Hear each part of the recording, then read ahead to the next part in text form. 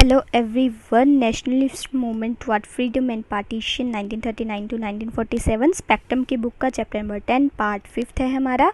तो स्टार्ट करते हैं। ये हमने सब कवर कर लिया है। Cripps Mission, Quit India Movement, famine of 1947। आज हम स्टार्ट करेंगे सी राजागोपालाचारी फॉर्मूला से। ओके, तो स्टार्ट करते हैं। उस टाइम पे ये जब आया था सी राजागोपालाचारी फॉर्मूला, उस टाइम पे जो है वो कॉन्स्टिट्यूशनल क्राइसिस चल रहा था और जो इंडिविजुअल्स थे वो अलग अलग प्रपोजल्स लेके आ रहे थे। ठीक है, और उसी के साथ ही सी राजागोपालाचारी जो जिसे कि CR प्लान भी बोला जाता है। ठीक है, तो सी राजागोपालाचारी कौन थे? ये एक कांग्रेस लीडर थे। ठीक है, और ये लेके आए थे कि हमें जो है वो कांग्रेस लीग कोऑपरेशन के साथ जो है वो काम करना है। इनका बेसिकली फॉर्मूला ही यही था कि कोऑपरेशन से दोनों जो है कांग्रेस एंड लीग जो है वो काम करेगी। तो ये एक्सेप्ट कर लिया गया था by the league demand for the Pakistan. मतलब अगर पाकिस्तान बनाने के लिए ये तैयार हो जाते हैं सेपरेट नेशन, तो ये जो लीग है वो इसे एक्सेप्ट कर लेगी। ठीक है, अभी आगे जाके गांधी जी जो है वो फिर इसे जो है वो एक्सेप्ट कर लेते हैं, लेकिन इसके कुछ पॉइंट्स होते हैं। मतलब CR प्लान के कुछ पॉइंट्स है, वो पॉइंट्स देख लेते हैं। लेकिन आगे जाके क्या होगा कि पहले ये कह देते हैं कि लीग जो मुस्लिम लीग वाले थे वो कह देते हैं कि हम अगर पाकिस्तान बनाओगे तो हम ये एक्सेप्ट कर लेंगे, लेकिन आगे जाके ये कंडेम्ड कर देते हैं इन चीज़ों को। फिर जो है हिंदू लीडर जैसे वी सावरकर वो भी इसे कंडेम्ड कर देते हैं और फिर ये फॉर्मूला जो है वो रद्द हो जाता है। तो अभी हम बात कर लेते हैं कि मेन पॉइंट्स क्या क्या थे इस प्लान के, वो देख लेते हैं। तो पहली बात कि मुस्लिम जो है वो कांग्रेस का साथ देगी, कांग्रेस की सपोर्ट करेगी। ठीक है, किसके लिए? डिमांड के लिए ऑफ इंडिपेंडेंस की डिमांड के लिए। सेकंड, मुस्लिम एंड कांग्रेस जो है वो सपोर्ट करेंगे आपस में कि एक प्रोविंशियल गवर्नमेंट बनाई जाए एट सेंटर पे। ठीक है, तीसरी बात, अभी देखो पहली बात हमने की थी कि सपोर्ट करनी है इंडिपेंडेंस गेन करने के लिए, दूसरी बात कि प्रोविंशियल गवर्नमेंट बनानी है सेंटर पे, तीसरी बात आ गई कि प्लेबिसाइट होगा, प्लेबिसाइट करवाया जाएगा जब वॉर ख़त्म हो जाएगा। कौन कौन सी जगह पे? नॉर्थ वेस्ट में और नॉर्थ ईस्ट में, जहाँ पे मेजॉरिटी है मुस्लिम्स की, लेकिन वो पूरी पॉपुलेशन है ना जो वहाँ पे north west and north east वाली जगह पे पूरी पॉपुलेशन से करवाया जाएगा कि आपको अलग नेशन चाहिए या नहीं चाहिए। ठीक है, ये हमारी हो गई थर्ड बात। फोर्थ बात हमारे पास आती है कि पार्टीशन अगर एक्सेप्ट हो जाता है, अगर पार्टीशन हम बना देते हैं, लेकिन उसके जो मेन एरियाज़ है ना, जैसे कि हो गया डिफेंस, कॉमर्स एंड कम्युनिकेशन, वो जो है इनके पास ही रहेगा, सेंटर के पास ही रहेगा। ठीक है, और पांचवा पॉइंट आ जाएगा, ये सब सारी जो पॉइंट्स है ये तब लागू किए जाएंगे जब फुल पावर्स जो है वो इंडिया को सौंप दी जाएंगी। ठीक है, फुल पावर्स जो है वो इंडिया को दे दी जाएंगी बाय द इंग्लैंड। ठीक है, अब जिन्ना क्या करते हैं, वो इन कुछ बातों को एक्सेप्ट नहीं करते हैं, इसलिए ये राजागोपालाचारी फॉर्मूला जो है वो वहीं पे समाप्त हो जाता है। लेकिन अभी हम बात करते हैं इसमें कि जिन्ना के ऑब्जेक्शंस क्या से थे। तो जिन्ना पहली बात तो ये चाहता था कि टू नेशन थ्योरी बने, टू नेशन थ्योरी को एक्सेप्ट करे कांग्रेस। ठीक है, टू नेशन बनाने चाहते थे क्योंकि ये पहले से ही पाकिस्तान डिमांड करते हैं। इन्होंने यही बोला था कि हम पाकिस्तान को अगर बना देते हैं वो, तभी हम इस फॉर्मूले को एक्सेप्ट करेंगे। ठीक है, तभी हम मुस्लिम एंड कांग्रेस को सपोर्ट करेंगे इंडिपेंडेंस लेने के लिए। जब जो हमने सेकंड पॉइंट पढ़ा था ना कि प्रोविंशियल गवर्नमेंट खोली जाएगी सेंटर पे, यहाँ पे ये जिन्ना आके अड़ जाते हैं, कहते हैं कि ऐसा कुछ नहीं होगा, हम सपोर्ट नहीं करते हैं प्रोविंशियल गवर्नमेंट को। तीसरी बात की जो प्लेबिसाइट करवाया जाएगा ना पूरी पॉपुलेशन से, नॉर्थ वेस्ट और नॉर्थ ईस्ट से, जिन्ना बोलते हैं कि ओनली मुस्लिम जो है वही वोट करेंगे, पूरी पॉपुलेशन वोट नहीं करेगी। ठीक है, यहाँ पे जो है वो डेडलॉक हो जाता है। और कांग्रेस तो रेडी थी कोऑपरेट करने के लिए, बस वो यही चाहते थे कि इंडियन यूनियन जो है वो बनाई जाए, मतलब इंडिपेंडेंस के बाद जो है वो यूनियन के पास पावर रहे, जैसे कि हमने बात की थी डिफेंस, कम्युनिकेशन, कॉमर्स की। तो ये बात जो है वो जिन्ना नहीं मानते। फिर जो Hindu leader led by the Veer Savarkar, वो भी जो है वो कंडेम्ड कर देते हैं CR फॉर्मूला को। और याद रखेंगे इसे CR प्लान भी बोला जाता है क्योंकि सी राजागोपालाचारी इनका पूरा नाम था। आई थिंक ये आपको सब समझ में आ गया होगा। आगे चलते हैं, बात करते हैं देसाई लियाकत पैक्ट की, तो ये भी छोटा सा ही था, लेकिन इसमें भी डेडलॉक बन जाता है। तो अभी हम बात कर रहे हैं इसकी। तो इसमें जो है बुल्ला भाई देसाई, ये कौन थे? ये कांग्रेस के लीडर थे, कांग्रेस लीडर थे। आप इनका नाम याद रखिएगा, कई बार पूछ लेते हैं देसाई एंड लियाकत में इनके फुल नेम्स है ना। तो बुल्ला भाई देसाई और दूसरे लियाकत अली खान। तो ये कौन थे? डिप्टी लीडर थे मुस्लिम लीग के असेंबली में। तो लियाकत अली खान ये मुस्लिम लीग के लीडर थे, ठीक है। दोनों के बारे में आपको याद रखना है। तो इन्होंने ड्राफ्ट किया था एक प्रपोजल कि एक जो है फॉर्मेशन ऑफ इंटरिम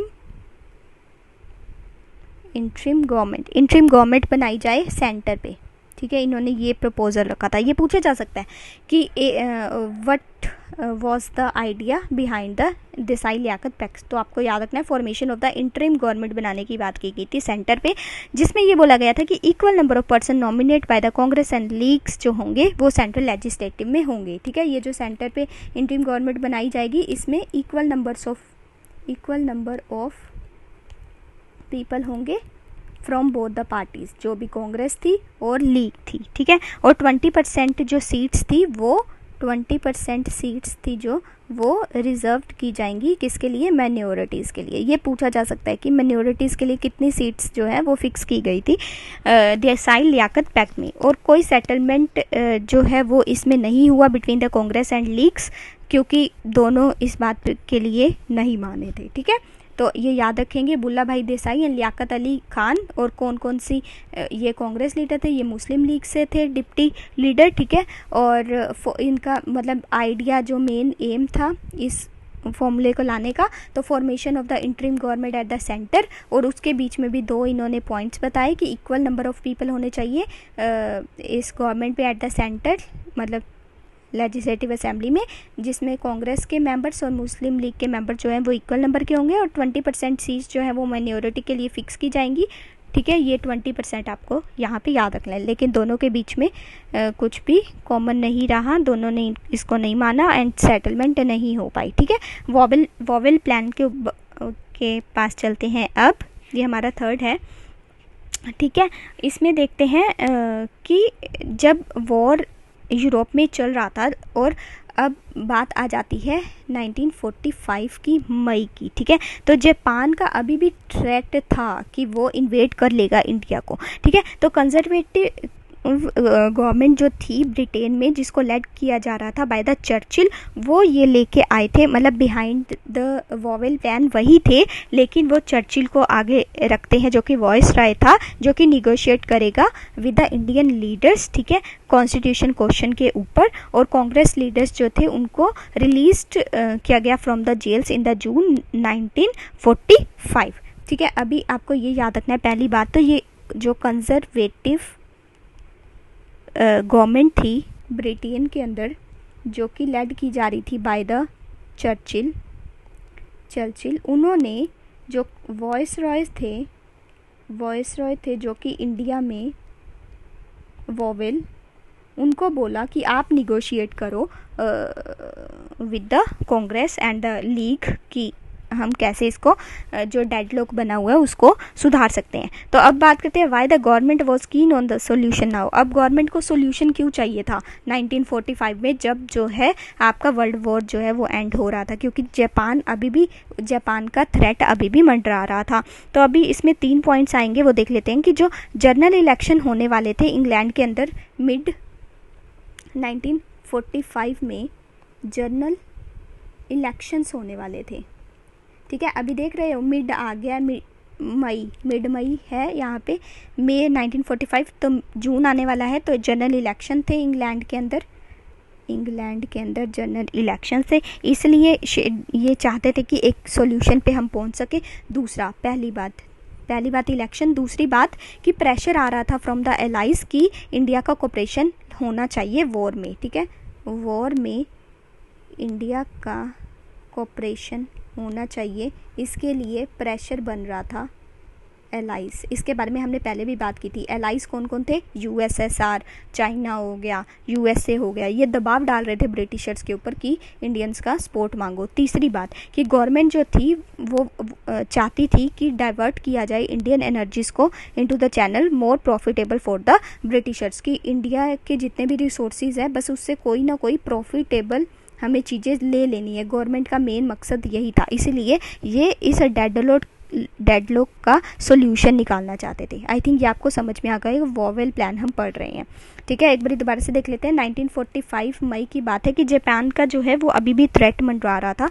जो कंजर्वेटिव गवर्नमेंट थी ब्रिटिश की, जो कि लेड किया जा रहा था चर्चिल के द्वारा, वो वॉइस रॉय वॉवेल को सामने रखते हैं कि आप निगोशिएट करें, परमिट करते हैं उसे, और कांग्रेस लीडर्स को रिलीज़ कर दिया जाता है जेल से जून 1945 में। अब हमने बात की कि गवर्नमेंट क्यों सोल्यूशन निकालना चाहती थी। पहली बात कि मिड 1945 में जनरल इलेक्शन आने वाले थे इंग्लैंड में, इसीलिए वो सोल्यूशन चाहती थी डेडलॉक का। सेकंड बात कि जो वॉर चल रहा था, मतलब एंड ही होने वाला था लेकिन उस टाइम पे चल रहा था, उसमें इंडिया का कोऑपरेशन मांग रही थी, उसके ऊपर प्रेशर आ रहा था, ब्रिटिशर्स के ऊपर प्रेशर था जो कि उसके अलाइड कंट्रीज़ थे कि आप इंडियंस की सपोर्ट मांगिए। तीसरा कि वो प्रॉफिट जो है वो जो पहले कमाती आ रही है गवर्नमेंट, जो ब्रिटिश गवर्नमेंट पहले प्रॉफिट कमाती आ रही है उसको कंटिन्यू रखना चाहती थी, इसीलिए जो है वो सोल्यूशन चाहती थी ये जो डेडलॉक बना हुआ है, ठीक है, कांग्रेस एंड मुस्लिम लीग का, जो कि वो नेशन मांग रहा था अपना, सेकंड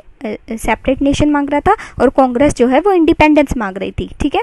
आगे चलते हैं, वॉवेल प्लान में देखते हैं। तो प्लान के पीछे आइडिया का क्या था ये देख लेते हैं, ठीक है। तो जो आइडिया था वो रिकंस्ट्रक्ट करने की बात की गई गवर्नर जनरल एग्जीक्यूटिव काउंसिल को, जो कि पेंडिंग पड़ी हुई थी the preparation of the new constitution की, जो कि बात कर रही थी। अब जो वो Lord voice Roy Lord vowel थे, जो वो शिमला में एक मीटिंग रखते हैं, कॉन्फ्रेंस रखते हैं इन जून 1945, जिसके अंदर मेन प्रपोजल्स की बात की गई, ठीक है। तो मेन पहले तो हमने ये बात की गई कि गवर्नर जनरल का जो एग्जीक्यूटिव काउंसिल था उसको रिकंस्ट्रक्ट करने की बात की गई, जो कि पेंडिंग थी, एंड न्यू कॉन्स्टिट्यूशन भी लाने की बात की गई। अभी हम यहाँ पे पढ़ेंगे मेन प्रपोजल में इन्होंने क्या क्या बोला। With the exception of the governor general and the commander in chief, all members of the executive council were to be Indians. तो जो governor general and commander in chief थे वो मतलब वो कहते थे कि चाहे इन दोनों पे तो ब्रिटिशर्स को रख लो, लेकिन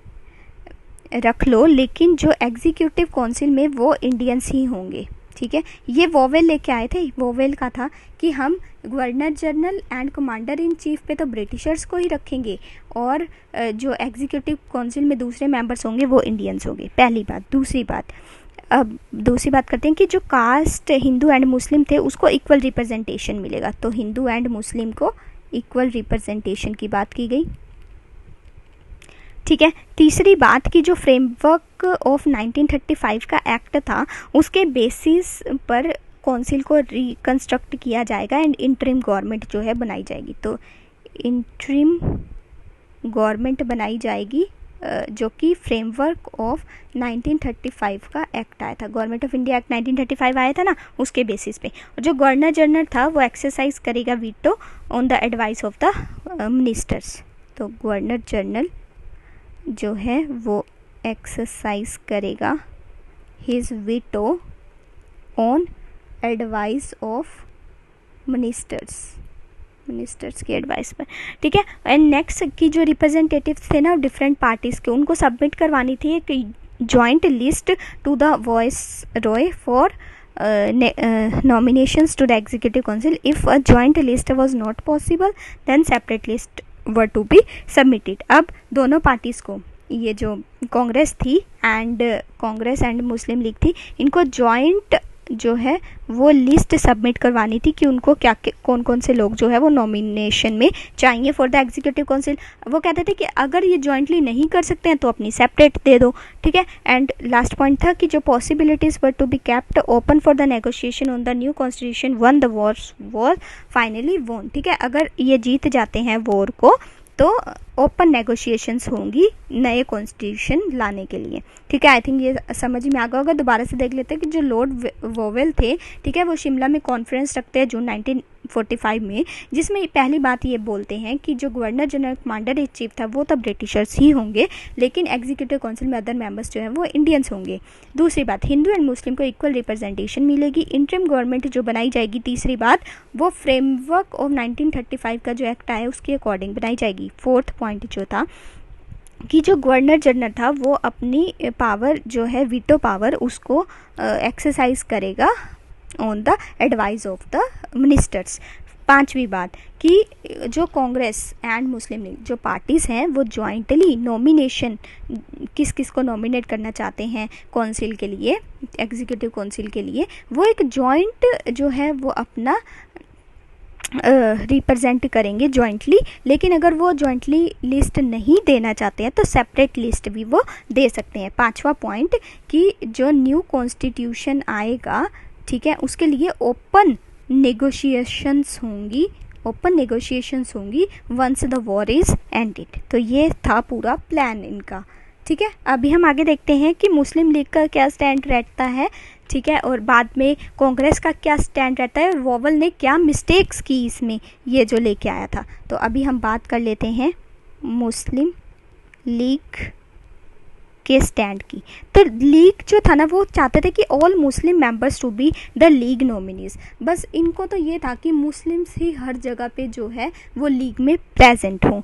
और जो लेकिन इससे क्या हो रहा था कि दूसरी जो माइनॉरिटीज़ थी ना, अदर माइनॉरिटीज़, उनको तो प्रॉब्लम आ जाती, वो भी फिर कहते कि ये तो गलत है। ठीक है, तो क्लैशेस होने का, क्योज होने का पूरा डर था। कन्फ्लिक्ट के बहुत सारे चांसेस थे, जैसे सिख्स हो गए, क्रिश्चियंस हो गए। तो ये मिनॉरिटीज़ को जो है वो पूरा इनको नहीं मिल पाता जो है इक्वल अपॉर्चुनिटी। ठीक है, तो ये चाहते थे कि मुस्लिम्स ही होने चाहिए। ठीक है, उसके बाद this arrangement would reduce the League to the 1/3 majority. वो कहते थे कि अगर ऐसा नहीं हुआ तो उनको जो है वो 1/3 मेजोरिटी ही मिल पाएगी। Wavell wanted Khizar Hayat Khan as the Muslim representative from the western Punjab. अभी आप एक बात याद रखना कि वेरी इंपॉर्टेंट पॉइंट कि ये वोवेल जो था वो मुस्लिम लीग से वो किसको बनाना चाहता था रिप्रेजेंटेटिव, तो वो था Khizr Hayat Khan. Very important name, आप इसको प्लीज़ रट लीजिएगा, ये पूछा जा सकता है आपके किसी भी एग्ज़ाम के अंदर।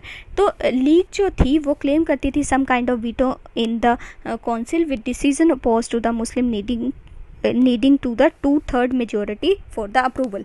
अभी मैंने बताया कि ये जो है मुस्लिम्स को काउंसिल के अंदर रखना चाहते थे। ठीक है, लेकिन अगर ऐसा नहीं होता तो ये 1/3 पे आके रह जाते, लेकिन जीतने के लिए इनको 2/3 मेजोरिटी होनी ज़रूरी थी, इसीलिए ये नहीं माने। और जो वोवेल था वो मुस्लिम लीग से किसको रिप्रेजेंट कहता था कि करना चाहिए, तो खिजर हयात खान को। Very important name it is. अभी हम बात कर लेते हैं नेक्स्ट की कांग्रेस का क्या स्टैंड रहता है। तो Congress objected to the plan and attempted to reduce the Congress to the status of purely case Hindu party and insisted on its right to include the members of all the communities among its nominees। अभी कांग्रेस क्या कह रही है कि सभी section से all section से जो है वो रिप्रेजेंटेशन होनी चाहिए इन द काउंसिल। ठीक है, काउंसिल के अंदर सभी ऑल कम्युनिटी से मेंबर्स को इंक्लूड करना चाहिए, इतना सही था। देन अभी हम बात कर लेते हैं कि वोवेल की मिस्टेक्स क्या रही, क्या मिस्टेक्स थी उसकी ये लाने में। तो वोवेल ने ये जो ब्रेकडाउन अनाउंस किया था by giving the league virtual veto, तो ये एक तरह से मुस्लिम लीग को वर्चुअल वीटो दी थी जो इसने, यही इसकी एक सबसे बड़ी गलती थी। This strengthen the leagues position. Vowel plan की वजह से ही जो मुस्लिम लीग थी वो स्ट्रेंथन हो गई थी, क्योंकि उसने वर्चुअल वीटो दे दी थी उसे, and was the evident for the election in the 1945 and 1946। ठीक है, जो 1945-46 में जो इलेक्शंस होते हैं वो इसी की वजह से ही होते हैं। ठीक है, और इसके बाद इसने जो है वो जिन्ना की जो पोजीशन थी वो एकदम रेज कर दी थी and expose the real character of the conservative government of the Churchill. तो फिर इनका जो प्लान था जो सामने आया, वो जो वोवेल लेके आया वो पता चल गया कि चर्चिल के द्वारा भेजा गया था, ये सारा जो था वो एक्सपोज हो गया। ठीक है, तो ये इसकी मिस्टेक्स थी। दोबारा से देख लेते हैं कि जब मुस्लिम लीग को है वर्चुअल वीटो दे रखी थी इसने, और दूसरी बात इसने बोला था ना कि वो रिप्रेजेंट करेगा खिजर हयात खान। ठीक है, दूसरी बात मुस्लिम लीग को इससे बहुत स्ट्रेंथनिंग मिली, इसी के कारण जो इलेक्शन हुए थे 1945-46 में, जिसमें जिन्ना की पोजीशन जो है वो और स्ट्रॉन्ग हो गई। इससे एक बात और हुई कि वो एक्सपोज्ड हो गए। ठीक है, ब्रिटिशर्स एक्सपोज हो गए, उसका रियल करेक्टर जो है वो सामने आ गया, जो कि कंजर्वेटिव गवर्नमेंट चल रही थी ऑफ द चर्चिल की, उसकी पूरा जो प्लान था वो सामने आ गया। अभी आज इसी को यहीं पे समाप्त करते हैं। नेक्स्ट लेक्चर में हम द इंडियन नेशनल आर्मी से हम स्टार्ट करेंगे। Okay, thank you, bye.